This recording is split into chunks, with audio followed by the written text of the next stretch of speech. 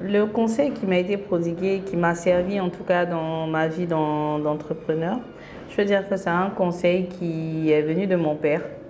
Parce que je raconte un peu l'histoire. Et j'étais à son entreprise une fois et je l'ai vu renvoyer un chauffeur.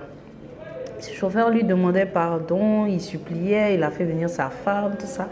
Et mon père est vraiment resté, il est vraiment resté sur sa décision.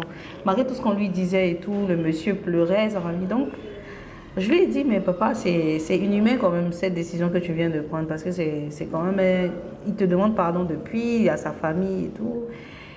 Et je ne savais pas en ce moment ce que le chauffeur avait fait, mais bon, j'étais vraiment restée sur. Il m'a regardé, il m'a dit, ma fille, tout ce que je te souhaite, c'est de pouvoir devenir un entrepreneur un jour comme moi. Et tu verras que dans la vie, il y a des décisions qu'on prend qui ne sont pas forcément des décisions qui vont en accord ou en conformité avec notre personnalité, mais on prend ces décisions parce qu'il faut les prendre, sinon les conséquences seront bien pires.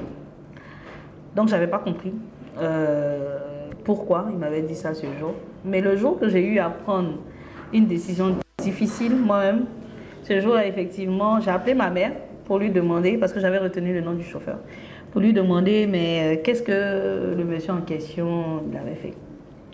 Et je lui ai rappelé un peu la scène. Elle m'a dit effectivement, elle s'en souvenait très bien, puisque mon père est décédé, donc je ne pouvais plus lui demander.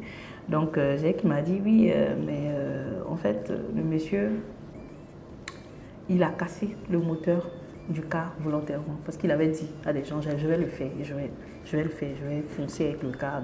Moi, j'ai mes petits trucs pour ne pas être atteint et tout parce que le monsieur, il est méchant, je vais le faire, je vais casser, il va avoir mal et puis il va me redonner un autre car pour aller rouler. Mais juste pour que son car soit immobilisé, bon, la méchanceté gratuite. Voilà.